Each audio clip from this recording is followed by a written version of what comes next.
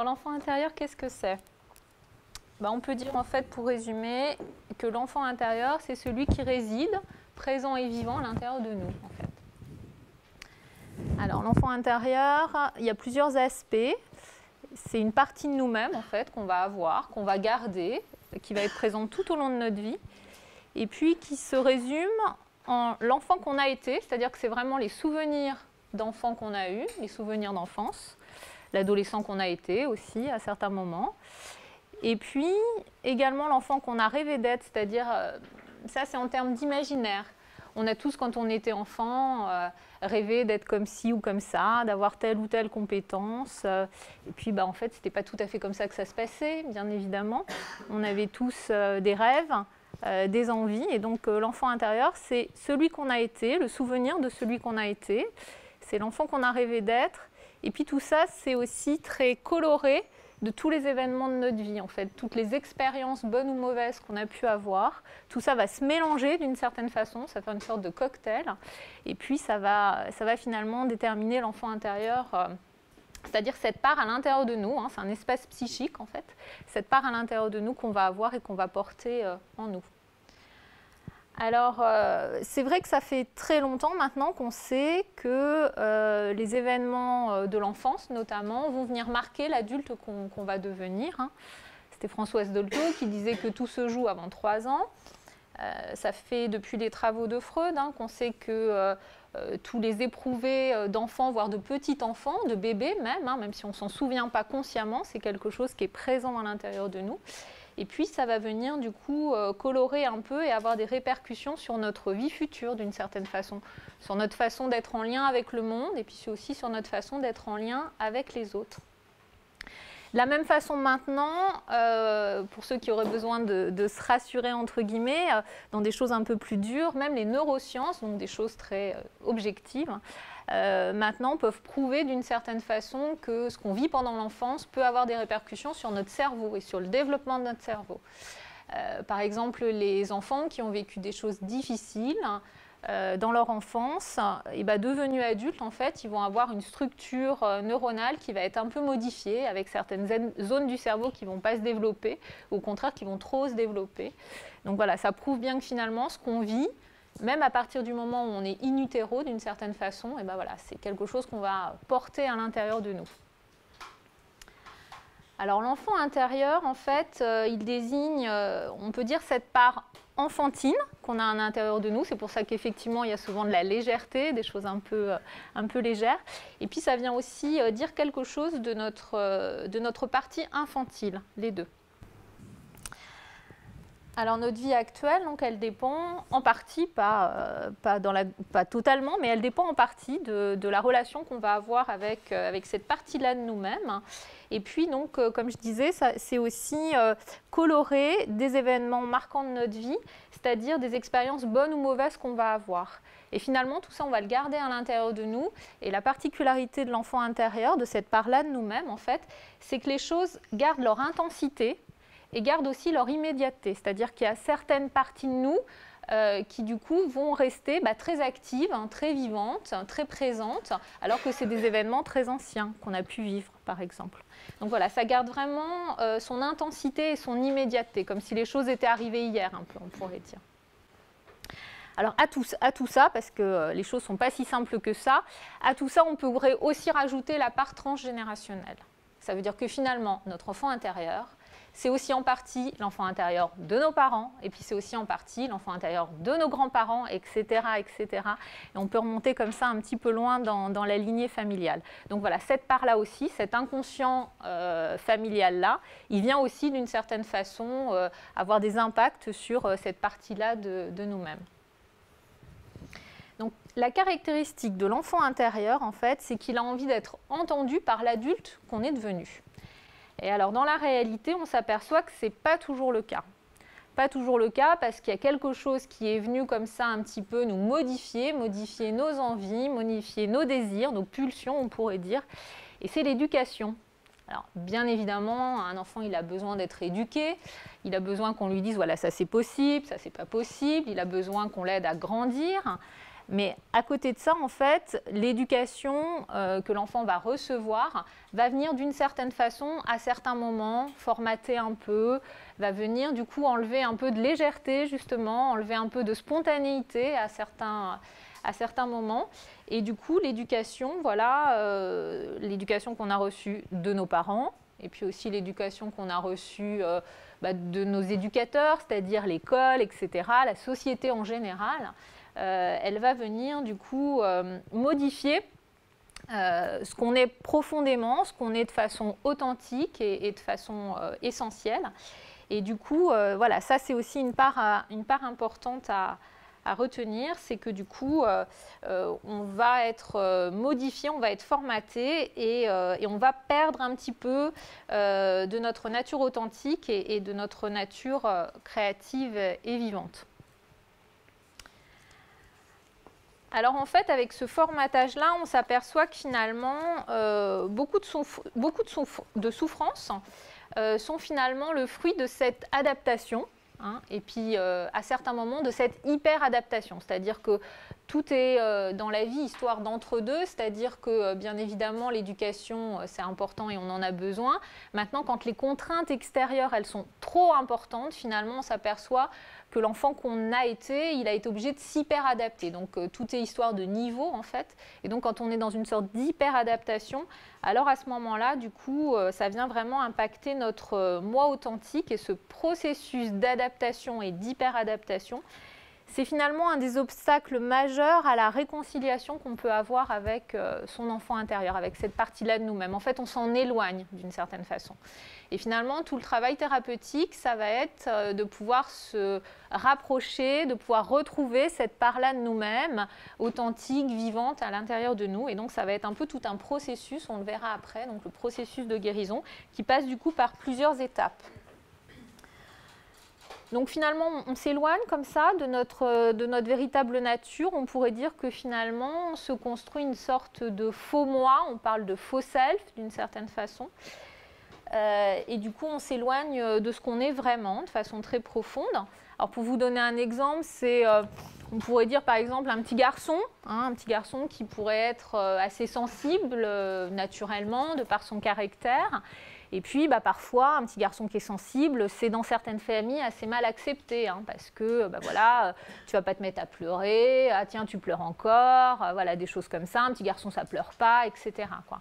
Donc à ce moment-là, on voit que finalement, tout ce qui lui est dit, tout le discours qui lui est adressé, et puis voir des fois, pas forcément un discours qui lui est adressé avec des mots, mais une façon d'être des parents, une façon d'être de l'environnement, finalement, ça va venir impacter ce petit garçon et il va finalement, d'une certaine façon, intégrer que exprimer ses émotions, c'est pas toléré d'une certaine façon, c'est dangereux, c'est pas adéquat. Et à ce moment-là, on voit comment est-ce qu'il peut réfréner sa nature profonde et du coup se fabriquer une sorte de carapace, des défenses psychiques, on pourrait dire, et du coup, il va venir se modifier.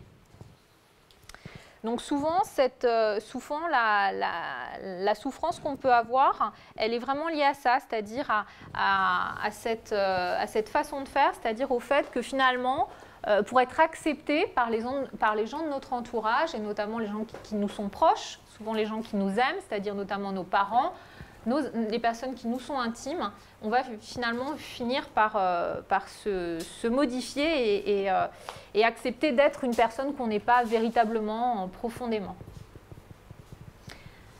C'est vrai que du coup, on se crée dans ces cas-là tout un code de conduite, c'est-à-dire qu'on va finir par se dire, alors pour être accepté, pour être aimé, il faut que je sois comme ça. Pour être accepté, pour être aimé, il ne faut pas que je sois comme ça. Voilà, on va se créer d'une certaine façon tout un tas de codes de conduite. On va être souvent très attaché à ce code de conduite-là. Et puis, on va s'apercevoir que finalement, quand on n'arrive pas à agir en fonction de ce code-là qu'on s'est fabriqué et qu'on s'est construit nous-mêmes, et quand on n'y arrive pas et quand on dévie d'une certaine façon, on va se sentir très coupable, on va se sentir honteux, on va avoir une très grande culpabilité et c'est à ce moment-là que la souffrance psychique va apparaître. Alors en fait, pour être vraiment clair, on s'aperçoit que finalement, c'est pas ce qu'est l'enfant intérieur qui est à l'origine de nos maux et de notre souffrance. C'est finalement le refoulement de l'enfant véritablement qu'on est naturellement. Et finalement, ce qui est très compliqué, c'est quand on va venir s'identifier à une sorte de faux moi, une sorte de personnage fabriqué d'une certaine façon. Et à ce moment-là, c'est ça qui va mystifier notre vie. C'est par exemple, pour vous donner un exemple, c'est lorsque, vous savez, quand les enfants sont séparés, quand les parents sont séparés, les enfants ont toujours l'idée, le fantasme que les parents, à un moment donné, vont se remettre ensemble. Et donc, c'est par exemple des enfants qui vont penser, imaginer, souvent ils ne le disent pas, hein, mais ils le pensent, et ils l'ont à l'intérieur d'eux, ils vont se dire, il faut que je travaille très très bien à l'école. Et si je travaille très très bien à l'école, alors papa et maman vont se remettre ensemble. Ou alors, si je suis parfaitement sage et que je ne fais aucune bêtise, papa et maman vont se remettre ensemble. Voilà, c'est un peu ça, vous voyez, toutes ces petites histoires qu'on se raconte et qui sont finalement très, très déconnectées de la réalité. Ça peut être aussi une autre forme de croyance qui est erronée, c'est d'imaginer aussi que le monde extérieur va venir pourvoir à nos besoins, en tout, toujours, tout le temps. Donc là aussi, c'est fruit de beaucoup de souffrance. C'est par exemple de s'imaginer que lorsque j'aurai une belle voiture, lorsque je serai mariée, lorsque j'aurai des enfants, lorsque j'aurai une belle maison, alors je serai heureux. Voilà. Et ça, on s'aperçoit qu'évidemment, ce n'est pas comme ça que ça se passe et que c'est vraiment un système de croyance qui finalement va induire beaucoup de souffrance. Donc, les caractéristiques de l'enfant intérieur, c'est la spontanéité, c'est l'authenticité, c'est le non-jugement, c'est la confiance aussi. En fait, cette part-là de nous, qui est donc très authentique, elle peut exprimer ses émotions, que ce soit la joie ou que ce soit la peine, sans les juger. C'est-à-dire que véritablement, notre nature profonde, elle peut accueillir tout ça, sans juger en bien ou en mal ses comportements. Alors, il y a deux aspects à l'enfant authentique, deux aspects principaux. C'est ce qu'on appelle l'enfant libre. Donc, l'enfant libre, c'est le côté spontané, léger. Ça se manifeste par un plaisir de vivre, une joie, une certaine forme de créativité. Hop, le petit bonhomme qui fait un grand sourire, c'est ça. Et puis l'autre aspect de l'enfant intérieur, ça va être l'enfant blessé, celui qui a dû donc s'hyperadapter, ce dont je parlais tout à l'heure, qui a dû se fabriquer tout un tas de croyances erronées, de codes de conduite, etc. Donc très lié aux exigences externes, qui sont après devenues des exigences internes, et c'est une véritable prison du coup. On s'aperçoit aussi que souvent c'est lié à une non-écoute, c'est-à-dire ne pas pouvoir écouter ce qui se passe à l'intérieur de soi, ses émotions, ses ressentis, etc. Et c'est ça qui, du coup, va induire de la souffrance. Alors, l'enfant intérieur, ça peut être vraiment un outil de transformation personnelle. Ça peut vraiment être une sorte de levier thérapeutique. Hein, c'est vraiment quelque chose qu'on peut utiliser pour pouvoir se mettre au travail. Et du coup, il va falloir, d'une certaine façon, prendre en charge cet enfant intérieur. On le verra par la suite.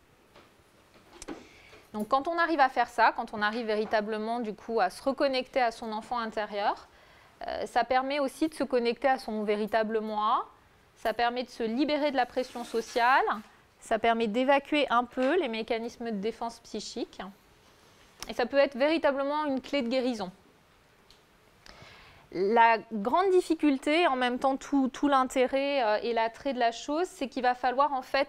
L'idée, c'est de ne pas supprimer la souffrance, parce que ça, on n'y arrive pas d'emblée, mais ça va être au contraire d'embrasser la souffrance, c'est-à-dire véritablement, d'une certaine façon, de pouvoir la ressentir, la traverser, et puis par la suite, du coup, ça va pouvoir s'évacuer. Mais ce n'est pas l'idée, au contraire, de la mettre à distance, un peu comme avec plein de boucliers et plein de mécanismes de défense. Au contraire, ça va être le fait, d'une certaine façon, de s'abandonner à cette souffrance-là, qui va permettre, du coup, de pouvoir la transformer et la transcender. Alors, on a plusieurs façons, finalement, de repérer son enfant intérieur. On peut se dire que dans la vie de tous les jours, l'enfant intérieur, on arrive à le repérer quand, par exemple, on a des réactions qui sont disproportionnées. Ça en fait sourire certains. par exemple, quand on se dit, mais pourquoi je me suis mis en colère là? Je ne comprends pas, j'ai eu une réaction complètement disproportionnée. Finalement, ce qu'un tel m'a dit, ce n'était pas si important que ça. Et là, on s'aperçoit que finalement, il y a une forte émotion, que ça nous déborde, qu'il y a un peu tous les verrous qui sautent et on ne se reconnaît pas d'une certaine façon. Ben là, vous pouvez être sûr que finalement, l'enfant intérieur, il est présent à ce moment-là. Alors, dans la vie de tous les jours aussi, on peut se dire que l'enfant intérieur, c'est aussi lorsque nos envies, nos pulsions, on pourrait dire, nos désirs vont guider aveuglément notre comportement. Par exemple, on peut se dire, mais tiens, mais pourquoi aujourd'hui je me suis acheté une robe rouge? Je ne porte jamais de rouge, je ne mets jamais de robe, je suis plutôt en pantalon et en couleur sombre. Ben voilà, là par exemple, on peut se dire qu'on a été un peu guidé par son enfant intérieur. Il y a quelque chose qui cherche à s'exprimer, quelque chose de nous comme ça, de très fondamental, voilà, qui trouve des voies d'expression, on va dire. Et dans ces cas-là, on peut se dire que c'est un peu ça qui est à l'œuvre. Donc notre enfant intérieur, en fait, cette part-là de nous-mêmes, elle demande à s'exprimer, elle demande à être écoutée, elle demande à ce qu'on puisse finalement rentrer en lien et en dialogue avec elle pour pouvoir du coup faire en sorte qu'on puisse grandir, évoluer et se transformer. Alors, pareil, deux aspects à l'enfant intérieur, finalement, à cet espace psychique-là. On a tous, il y a plus ou moins longtemps, regardé le monde avec des yeux d'enfant. Et quand on regarde le monde avec des yeux d'enfant, finalement, on s'aperçoit qu'on a souvent beaucoup d'espoir, on a souvent beaucoup d'envie, beaucoup d'élan, hein, beaucoup de spontanéité, on a souvent beaucoup d'énergie. Et puis on a aussi parfois des réactions assez vives, notamment par rapport à l'injustice, à toutes ces choses-là. Donc finalement on s'aperçoit qu'il y a deux aspects comme ça, c'est-à-dire un aspect où finalement on s'aperçoit que dans l'enfant intérieur il y a de la joie, de l'innocence, une capacité d'émerveillement qui est un peu constante, voilà, ce genre de choses. Et puis on a aussi dans cette part-là, du coup, également, parce que finalement les choses dans la vie psychique sont jamais en tout blanc ou tout noir, donc il y a toujours une chose qui coexiste à côté presque de son contraire, hein, c'est ce qu'on appelle aussi l'ambivalence. Donc du coup, on a aussi finalement une partie de nous qui est justement, on disait tout à l'heure, liée aux événements marquants de la vie, aux expériences bonnes et aussi aux expériences qui n'ont pas toujours été très agréables, mais qui nous ont construits et qui font partie de nous. On a aussi finalement une part brute, une part qui est non élaborée. On pourrait dire des traumatismes vécus, des blessures du passé, de ce genre de choses, de nos peurs, de nos craintes, des rages qu'on a pu avoir, des sentiments justement d'agacement, des sentiments d'injustice. Voilà, tout ça se mêle d'une certaine façon. Et finalement, on pourrait dire que c'est d'un côté les pulsions de vie, de l'autre côté les pulsions de mort. Hein. Il y a un peu quelque chose de ça, c'est-à-dire quelque chose qui tire vers l'avenir, qui tire vers l'avant. Et puis des choses qui nous ramènent un peu au passé, qui nous ramènent à des choses qui sont anciennes et qui sont pas, qui sont archaïques et qui ne sont pas encore soldées d'une certaine façon. Donc cet enfant intérieur, eh ben, à un moment donné, il va falloir s'en occuper. Il va falloir, d'une certaine façon, le prendre en considération, écouter ce qu'il est en train de nous dire. Et puis, on va devoir, ça on le verra par la suite dans le processus de guérison et les étapes qui vont en découler. On va devoir d'une certaine façon le materner. Hein, on va devoir d'une certaine façon le paterner aussi, les deux. On va devoir établir finalement avec lui une relation qui va être mutuelle, bénéfique, une relation de coopération d'une certaine façon, pour que du coup les choses puissent être plus harmonieuses et surtout plus reconnues. On va voir par la suite que finalement cette partie-là de nous-mêmes, on va apprendre à être bienveillante avec elle, on va apprendre déjà à la repérer et puis par la suite du coup à s'en occuper. On va apprendre finalement d'une certaine façon à devenir notre propre parent. Hein. On va apprendre à être une mère aimante, attentive par rapport à cette partie-là de nous-mêmes. Et puis on va aussi apprendre à être un père qui va être un peu structurant, cadrant à certains moments. Et donc finalement tout ça permet de se mettre au travail et d'entamer une démarche qui est certes exigeante, mais qui du coup permet de véritablement rencontrer une partie de nous-mêmes qu'on a souvent mis de côté et qui demande vraiment à s'exprimer et à évoluer. L'enfant, ce qu'il aime bien, c'est être dans le présent. Donc du coup, il faut lui raconter des histoires, il aime vivre l'émotion. Et puis il a des blessures, alors pas forcément des blessures physiques. Là, je vous les ai mis, je ne sais pas si on arrive à lire, donc je vais vous les dire. On pourra en mettre 5 principales, mais il y en a d'autres, pour ceux qui ne s'y reconnaissent pas. Au moins, on a toujours une chance. Hein. La blessure du rejet, on pourrait dire que c'est de la conception à 1 an. Ce serait le droit d'exister. Et ce serait peut-être en relation avec le parent du même sexe. Ça se caractériserait par quoi? À l'âge adulte, ce serait une personne qui est plutôt fuyante dans la relation. Essayez d'imaginer les personnes autour de vous, par exemple. Et ce qu'elle aurait, en fait, vraiment au fond d'elle, ce serait la peur de la panique. Ce serait que le monde s'effondre, d'être rejeté. Vous auriez la trahison. La trahison serait, par exemple, le masque du contrôlant. On veut tout maîtriser. En opposition, ce serait la peur de la séparation. Essayez de regarder ce qui résonne chez vous, hein. Ou peut-être pas. Hein. Vous pouvez faire des combos. Hein. On imagine de 1 à 5 ans, 6 ans, 7 ans. Nous, ce qu'on aime bien dire en hypnose, c'est inférieur à 7 ans, un petit peu, pas tout est joué, mais en termes de structure, il y a quand même des schémas, des comportements. Mais là, imaginez si vous frappez en fait l'ensemble. Bah, là, on dirait en Asie, c'est le bon karma, quoi. Hein. Faut travailler. Après, vous auriez donc l'abandon. L'abandon serait la personne qui serait dépendante des relations, qui aurait du mal, par exemple, à rompre ou à construire à l'opposé. On va voir comment ça se caractérise. Ce qu'il aurait peur, c'est vraiment la solitude. C'est des émotions un peu archaïques. Il faut imaginer, par exemple, un bébé ou un enfant. Et imaginer quelqu'un qui serait dépendant affectif. Ou quelqu'un ou quelqu'une. L'injustice, quelqu'un qui serait un petit peu rigide, et à l'opposé, un petit peu de froideur. C'est ça qu'il aurait peur. Ce serait qu'on soit froid avec lui, l'opposé de la chaleur. Et enfin, vous auriez l'humiliation. Masochisme, de manière répétée, et la peur, ce serait la liberté. Essayez de voir ce qui résonne en vous, s'il y en a une. Alors, ce qui est génial, c'est qu'il y a aussi la thérapie pour avancer. Mais ce que vous pourrez vous demander, c'est en fait ces blessures. Ok, on a vu ce que ça pourrait faire, mais peut-être qu'au fond de vous-même, vous êtes en train de vous dire « Ouais, mais comment on le voit ?» Alors, ce qu'a dit Elisa, c'est aussi dans les émotions, les impulsions, l'impulsivité, c'est aussi le désir, il y a une part positive. Mais quand il est blessé, il a tendance à rejouer la blessure. Imaginez quelqu'un qui vous dit, qui arrive en thérapie, et qui dit « c'est la 4e fois que je tombe sur un chef qui est vraiment nom d'oiseau ». Ça fait bizarre quand même, 4 fois il rencontre un chef dans sa vie qu'il rejette ou où ça se passe mal, il y a conflit. Ou ce serait un homme qui dit « j'ai rencontré 10 femmes ». Et à chaque fois, ça s'est mal passé de la même manière. Je me fais plaquer. Ou ce serait la personne qui dit, finalement, à chaque fois que je monte un truc, je me fais planter par mes associés. C'est pas de chance. Hein.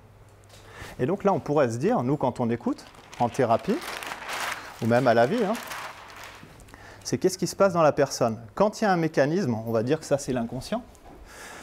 Quand il y a un mécanisme répétitif, votre inconscient, lui, c'est un automate. Donc il aime bien, c'est la répétition, il aime bien en fait ce qui est stable, la sécurité, il aime bien le plaisir et il aime ce qui est facile. Donc en fait, il n'a pas envie de se prendre la tête. Quand il y a un truc qui marche bien durant l'enfance, plus ou moins, il aurait tendance à le répéter. Par contre, à l'âge adulte, ce mécanisme, il ne marche pas forcément. Donc du coup, si on prend le rejet, quelqu'un qui rejouerait cette blessure, il aurait le sentiment d'être transparent, j'existe pas. Puis on a parlé aussi des faux selfs. Si la personne le refoule carrément, ça n'existe pas, ne capte même pas. Ce serait l'hyperactivité par exemple. Être dans le faire plutôt que dans le présent. Et après, quand elle le sublime, ça c'est la grande classe. Sublimer la blessure, c'est la perle, là. Le joyau. C'est la personne, elle arrive à fédérer les groupes, elle rassemble. Imaginez même un moine. Vous avez déjà vu un moine? Quelle que soit la traduction. Mon lapsus, traduction, moine, monk. Comment on dit en portugais? Monge. Voilà, bon, j'ai fait la traduction, comme ça mon inconscient est content. Et imaginez ce moine qui est dans sa caverne. Je ne vais pas le faire parce que je vais craquer mon jean. Mon prof de caporal derrière, il doit dire, ouais, souplesse. Hein. Mais donc du coup, il est en train de méditer, tel un yogi. Et là, à votre avis, est-ce qu'il a du désir ou pas? Est-ce qu'il a des blessures ou pas? À votre avis, je le fais bien quand même. J'ai la coupe de... Toi aussi? La coupe de cheveux, elle est adaptée, quoi. Donc, est-ce qu'il a des blessures, cet homme-là? Non, il a la classe, il n'en a plus. C'est un surhomme. Pas du tout, en fait. Hein. Vous pouvez vous isoler au fond du monde, au fond de la caverne. Votre inconscient, il existe toujours. Hein. Vous avez déjà vu par exemple Seul au monde avec Tom Hanks? Qu'est-ce qu'il fait ce monsieur? Il est super ce film. Alors ne le regardez pas directement en sortant, parce qu'à chaque fois que je fais des suggestions, les personnes cherchent des livres et tout. Mais Tom Hanks, qu'est-ce qu'il fait? Il prend un ballon, je me suis fait reprendre tout à l'heure, c'est pas un ballon de foot, c'est pas un ballon de basket, c'est un ballon de volley. Un balai, mais qu'est-ce qu'il a mon inconscient? Oh! Qu'est-ce que tu veux me dire? Il faudrait que je l'écoute plus souvent en ce moment. Mais donc du coup, il a un ballon de volley, il lui fait un petit smiley, il lui met des pics de je sais pas quoi, et il lui parle. C'est-à-dire que notre inconscient, ce qu'il a besoin à la base, on a dit survie, on a dit le plaisir, je vais vous l'illustrer après, mais de manière consciente et rationnelle. Et puis il aime ce qui est facile. Mais en fait, ce qu'il veut surtout, c'est appartenir à un groupe. Imaginez les hommes de Cro-Magnon. Je ne vais pas le mimer parce qu'après, ça finit sur YouTube, ça. Avec la massue. L'homme de Cro-Magnon, pourquoi il s'allie à d'autres hommes de Cro-Magnon? À votre avis? Il n'y a pas de piège, hein? Pour? Alors, pour trouver des personnes similaires à lui. Ils discutent comme ça, ils échangent. Ils n'ont pas de structure de langage, mais ta femme, elle est sympa. Non, ils ne peuvent pas. Pour être plus fort, oui. Pour être plus forts ensemble, en fait, pour survivre, quoi. S'il y a un mammouth, un tyrannosaure, on l'affrontera ensemble. Les femmes d'abord. Mais en fait, il ne pense pas ça. Hein. Lui, il n'a pas de néocortex, il est dans l'action. Donc si on prend l'enfant, par exemple, hein, qui est spontané, il serait dans l'émotion et dans la réaction. J'attaque, je défends. Donc hyper impulsif. On revient à notre moine, qui a dit « je vais choisir la caverne et méditer ». En fait, il décide de sublimer le désir, de prendre la vague. Quoi. Comment ça pourrait se traduire par un moine qui marche bien, quoi, qui ne fait pas la caverne, qui a décidé d'en sortir? Le désir, il existe toujours. Les blessures, elles existent toujours. On en choisit une au pif. Est-ce que c'est l'abandon? Qu'est-ce que vous préférez? On en choisit une au pif. La trahison. Trahison, ok. Plutôt naïf. À la base, ce serait le monde est beau, on est tous des bisounours, tout se passe bien, tout le monde est gentil. Ah, c'est vraiment le fun, on est tous des amis. Rejouer. Refouler, difficulté à faire confiance. Donc là, on l'imagine parce que vous avez choisi ça et la caverne. Bah, du coup, je vais plutôt m'isoler. Et sublimer, ce serait la capacité à fabriquer, à créer du lien authentique.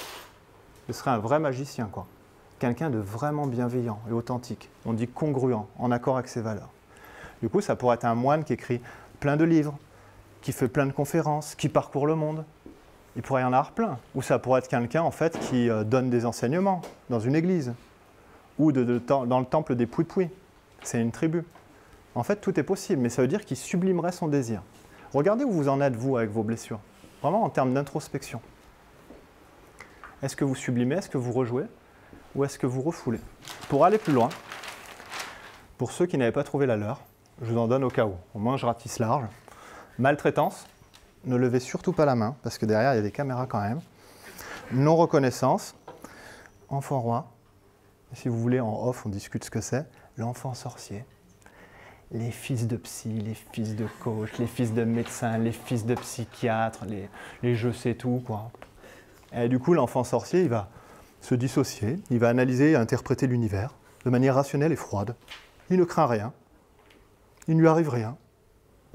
Et puis après, au contraire, en version refoulée, hypochondriaque. Bobo, ça veut dire ça, il se passe ça. J'ai eu un vertige, donc ça veut être un problème avec l'inconscient qui s'est passé ça. Et donc, mon père l'avait déjà eu en transgénérationnel dans la génération Z. Je m'en rappelle, il m'en avait parlé quand j'étais tout jeune. Non, ce serait trop.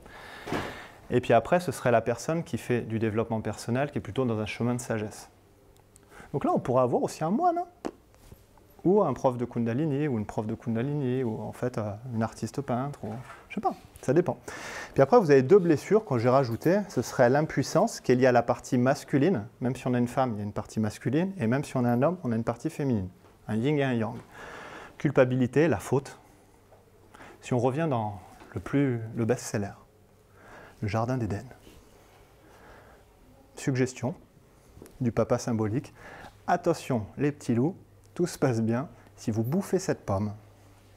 Celle-là, hein, ça va merder. Ben, quand on dit ça à un enfant, surtout touche pas la bouteille d'eau. surtout, ne touche pas la bouteille d'eau. Bah, le gamin, il entend, touche la bouteille d'eau. Et puis, il va y aller tranquille. Hein. Il va faire attention à la maman qui surveille. Il va demander au frère, vas-y, je fais diversion. Et puis, discrètement, paf.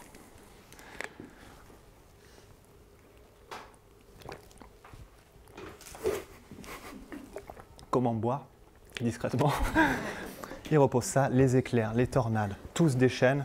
Et là, on entend juste après, tu accoucheras dans la douleur. Suggestion encore plus pourrie. Mais du coup, en fait, ils partent et après, on connaît la suite, quoi. On va peupler l'univers avec ça. Alors, quelques repères, en fait, des différentes étapes quand on entame ce travail-là, en fait, de transformation intérieure et de guérison de son enfant intérieur. Quand on l'accueille, etc., on passe par différentes étapes. C'est le processus thérapeutique. Donc la première étape, ce serait de reconnaître ce qui se passe à l'intérieur de nous et puis de prendre conscience de ses ressentis. Voilà, c'est d'accueillir ces émotions. Parce que finalement, on ne peut pas traiter quelque chose qu'on ne ressent pas. Donc vraiment, la première des choses à faire, c'est de se dire, OK, qu'est-ce qui se passe à l'intérieur de moi? Qu'est-ce qui émerge? Et puis de pouvoir l'accueillir. Sans jugement, et puis d'en faire quelque chose d'une certaine façon. Alors on s'aperçoit, on a mis psyché, soma, on s'aperçoit que bien évidemment le corps, l'esprit, tout ça est très interconnecté. Donc quand il y a une émotion qui vient, souvent, surtout quand c'est une émotion assez forte, on s'aperçoit qu'il y a quelque chose qui se passe dans le corps aussi, hein. Et d'ailleurs, il n'y a qu'à voir un enfant qui a eu une forte émotion, ou même nous, hein, adultes, quand on a une forte émotion, en règle générale, après, physiquement, il y a quelque chose qui se passe. C'est-à-dire où on est complètement vidé, ou au contraire, on a la patate et on est super, et voilà, on a vachement d'énergie. Mais il se passe toujours quelque chose entre le corps et l'esprit. Et ça, c'est important de pouvoir repérer ça. C'est-à-dire ces émotions, de pouvoir les nommer, de pouvoir essayer de poser des mots dessus, et puis en même temps de se dire, OK, physiquement, comment je me ressens? Voilà. Est-ce que je suis détendue? Est-ce que je suis tendue à tel endroit? Qu'est-ce qui se passe à l'intérieur de moi? Donc c'est important du coup de pouvoir accueillir ça et surtout de ne pas poser de jugement sur ce qui vient parce que de toute façon, voilà, c'est ce qui vient et c'est bon de venir à ce moment-là et c'est adapté et ajusté de venir à ce moment-là. En fait, on s'aperçoit aussi que dans notre vie de tous les jours, on peut être très fort pour éviter de voir ce qui se passe à l'intérieur de nous. On peut développer des tas de stratégies diverses et variées pour ne pas voir ce qui se passe à l'intérieur de nous. Donc en fonction de son mode de fonctionnement, en fonction de sa vie passée, des événements de vie, heureux, moins heureux, finalement on a développé comme ça tout un tas de stratégies et de mécanismes de défense pour ou beaucoup s'agiter, passer d'activité à une autre pour éviter de voir ce qui se passe et de voir ce qui émerge. Voilà.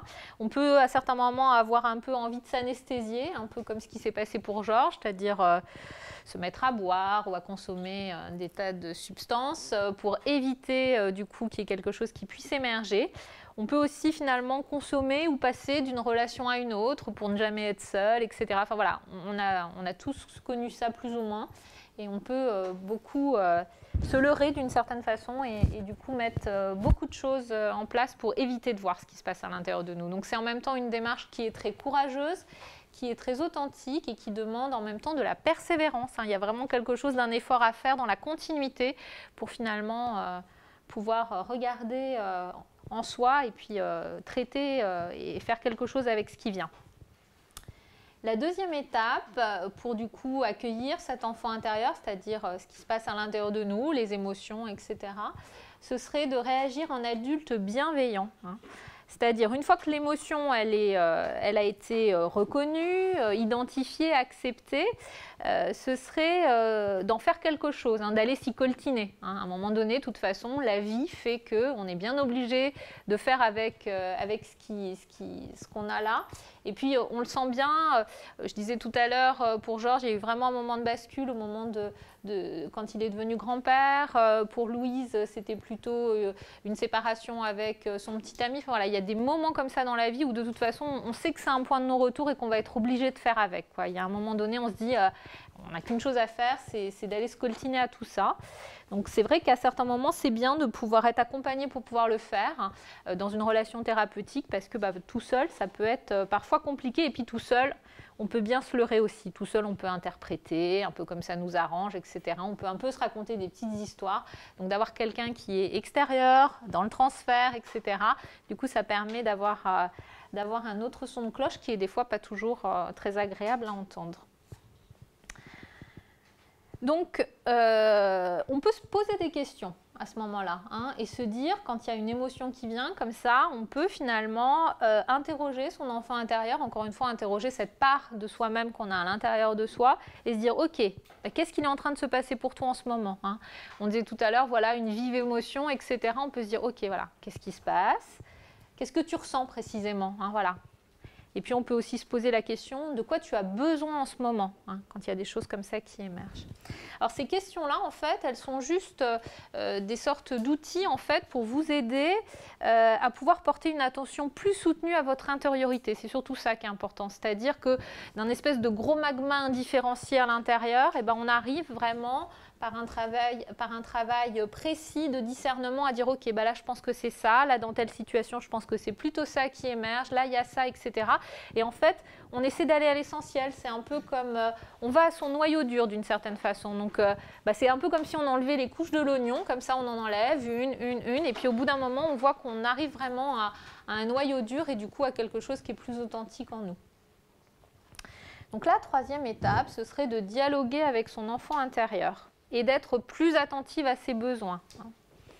Donc pour renouer avec son enfant intérieur, en fait, il y a plusieurs stratégies, toujours un peu dans ce que je disais, c'est-à-dire vraiment d'un dialogue, de questions qu'on peut se poser d'une certaine façon. Et du coup, on peut se demander dans la vie de tous les jours, voilà, quelle activité tu aimerais faire aujourd'hui ? Alors on parlait tout à l'heure de légèreté, etc. Ce qui est intéressant quand on se pose ce genre de questions, c'est que parfois émergent des choses dont on n'aurait absolument pas soupçonné l'existence. Et c'est là qu'on va se mettre, je vous dis n'importe quoi, à faire du tricot, c'est là qu'on va se mettre à vouloir envie d'acheter une moto ou des choses comme ça. En tout cas, voilà, il y a quelque chose qui peut émerger parce que quand on est pris dans notre quotidien, quand on est embarqué entre guillemets dans notre vie de tous les jours, il n'y a souvent pas d'espace pour penser, pour réfléchir et pour voir un petit peu ce qui émerge du désir. Donc là, ce qui est intéressant, c'est que du coup, ça va venir donner un petit peu plus de souffle, donner un petit peu plus d'espace. Et voilà, et ce qui est intéressant, c'est de voir un peu ce qui émerge et surtout ce qui émerge qui est différent et qui est autre que ce qui se passe d'habitude. Et ça, c'est plutôt sympa à voir. On peut aussi se demander dans la vie de tous les jours, tiens, quelle couleur t'aimerais bien porter aujourd'hui ? Et c'est comme ça que d'un seul coup, on s'habille en jaune, alors qu'on ne met jamais de jaune d'habitude, ou qu'on a envie de mettre un truc fleuri, alors que ce n'est pas du tout l'habitude. Voilà. On peut aussi se demander, tiens, qu'est-ce que tu as envie de manger ? Et puis on peut aussi vraiment s'étonner à se dire, ah bah tiens, aujourd'hui, je vais me faire un repas avec du sucré, ou je ne sais pas, enfin voilà. Donc ça, c'est un peu dans la vie de tous les jours. Et ce qui est intéressant, si vous voulez, c'est de vous dire que c'est des petites choses. Ça peut paraître anecdotique, ça peut paraître un peu rigolo, mais si vous voulez, c'est vraiment... l'idée, c'est de se dire que petit à petit, chemin faisant, une chose après l'autre, ça peut vraiment vous amener à pouvoir parcourir un chemin où vous pouvez vous retrouver, encore une fois, de façon plus authentique et de façon plus profonde. Donc c'est vraiment sur des petites choses, d'ailleurs ça peut être tout à fait intéressant de le faire sur des choses, entre guillemets, un peu anecdotiques du quotidien, parce que ça permet, dans les moments qui sont un peu plus difficiles, parce qu'il y a déjà eu un préalable, parce qu'il y a déjà eu des choses qui ont été posées auparavant, du coup on peut un peu s'appuyer là-dessus et on peut aller vers soi dans des moments qui sont un peu plus compliqués. Donc notamment en cas de difficulté ou quand on sent que ça crispe ou quand on sent que c'est tendu à l'intérieur de nous, et ben du coup on peut aussi se poser des questions et on peut se dire « Oula, je sens que tu es en colère là, qu'est-ce qui se passe ? Est-ce que tu pourrais me dire pourquoi ? Est-ce que tu pourrais m'expliquer ?» Voilà. On peut aussi se demander mais qu'est-ce qui se passe là ? Je sens que, je sais pas, tu as de la culpabilité ou tu as de la honte. D'où ça vient ça ? Voilà, qu'est-ce qui se passe pour toi ? Ou alors qu'est-ce que tu ressens par rapport à telle personne qui te fait vivement réagir ou des choses comme ça. Et puis, on l'a dit tout à l'heure, on l'avait vu notamment par rapport à Georges, il y a parfois des souvenirs qui reviennent, heureux ou moins heureux. Et du coup, souvent, quand on essaie de mettre les choses de côté, c'est parce qu'on sait bien qu'il y a des choses à traiter, qu'il y a des choses qui vont remonter et qu'on n'a pas tellement envie de s'y coltiner. Donc, quand il y a des souvenirs qui reviennent, ce qui est intéressant, c'est de se dire... voilà, ce souvenir qui revient, est-ce que pour toi, ça fait écho à quelque chose de plus ancien? Voilà. Est-ce que, par exemple, tu aurais besoin d'être soutenu dans cette, quand tu ressens ce souvenir-là, voilà, quand il y a quelque chose qui peut être un peu désagréable, on peut demander est-ce que tu as besoin d'être réconforté, qu'est-ce qui pourrait te réconforter, des fois, c'est d'aller voir des amis, des fois, c'est, je sais pas, au contraire, de rester un peu seul, de se retrouver un peu soi-même, etc. Alors, la 4e étape, c'est d'interroger son vrai moi. Alors on le disait tout à l'heure, on peut se fabriquer un peu des codes de conduite, on peut se leurrer un peu, on peut vraiment s'éloigner très fortement de notre nature profonde. Et finalement, on s'aperçoit qu'on est dans ces moments-là moins authentiques. Alors un peu comme ce que disait Bertrand, quand on est en accord avec ses valeurs, du coup il y a de la joie, etc. Là c'est un peu pareil, on s'aperçoit que quand notre moi d'adulte est connecté finalement avec son enfant intérieur, et à ce moment-là on est vraiment connecté à quelque chose de plus authentique qu'on pourrait appeler son vrai moi. Et à ce moment-là on s'aperçoit que du coup on n'est plus dans les craintes, on n'est plus dans les peurs, on n'est plus dans les croyances erronées, on est dans quelque chose qui est plus ajusté. Et puis à ce moment-là, du coup, il y a des choses qui peuvent apparaître, qui peuvent advenir, dont on n'avait pas conscience auparavant. Donc c'est vrai que les choses, évidemment, elles ne viennent pas comme ça dès la première fois qu'on s'interroge par rapport à ce genre de choses. Il faut vraiment du temps, il faut que les choses s'installent, il faut que vous puissiez vous sentir suffisamment en confiance et aussi en conscience pour pouvoir faire tout ça. Et puis les choses se font vraiment dans le temps, mais quand on arrive vraiment à établir une sorte de dialogue, finalement c'est un dialogue avec différentes instances en soi, différentes parties de soi-même. Et à ce moment-là, on peut trouver des questions et on peut trouver des stratégies qui nous ressemblent davantage. Et puis voilà, c'est vraiment quelque chose, un va-et-vient, hein. C'est vraiment un dialogue où finalement quand on arrive à entrer dans ce genre de relation, on s'aperçoit qu'il y a des parties de nous qui cherchent vraiment à dire des choses et à s'exprimer. Et pour le coup, c'est super intéressant de pouvoir les entendre et de les écouter. Et puis du coup, la dernière étape, ce serait d'intervenir activement pour répondre aux besoins de notre enfant intérieur. Et donc de s'occuper de ses besoins et de s'occuper de l'adulte qu'on est finalement. Alors ça, ce qui est important, c'est de se dire qu'il y a deux aspects là-dedans. Ça consiste en fait à pouvoir être attentif intérieurement à ce qui se passe et donc établir un dialogue avec son enfant intérieur, repérer le faux. Hein, quand on arrive à le faire, au bout d'un moment, on arrive finalement presque à s'observer soi-même fonctionner et être en interaction aussi bien avec soi qu'avec les autres. Et à certains moments, on peut dire non, là quand même... c'était pas terrible. Non, là vraiment, j'étais un peu à côté de moi d'une certaine façon et on voit bien que c'est des choses qui ne nous appartiennent pas vraiment. Hein.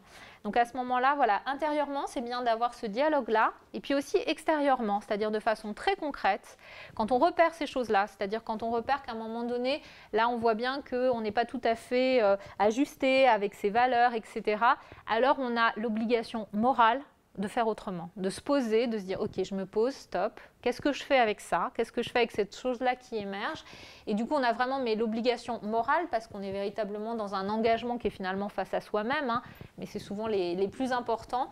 On se dit à ce moment-là, là je ne vais pas refaire comme je le fais d'habitude, c'est-à-dire quand on est une personne qui a du mal à supporter, parce que souvent on a vécu des blessures d'abandon, comme expliquait Bertrand, du coup quand on se sépare, quand on vit une séparation et qu'on la vit difficilement, quand on se voit faire et qu'on se dit ok, je sais très bien que si je fonctionne comme d'habitude, ça veut dire que je vais très vite me remettre dans une autre relation parce que j'ai du mal à supporter finalement d'être seule avec moi-même.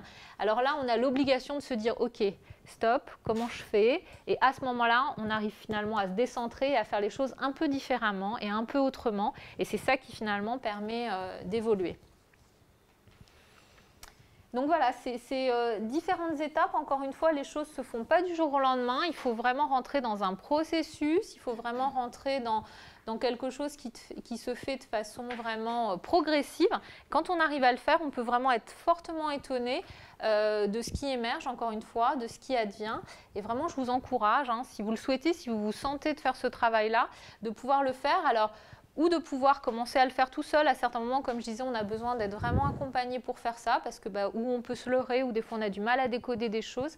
Mais en attendant, c'est vrai que c'est une démarche qui est exigeante, mais qui est extrêmement riche et qui est extrêmement féconde. Et vraiment, on a plein de choses à découvrir de soi-même. C'est comme si on se donnait un rendez-vous avec soi-même, d'une certaine façon.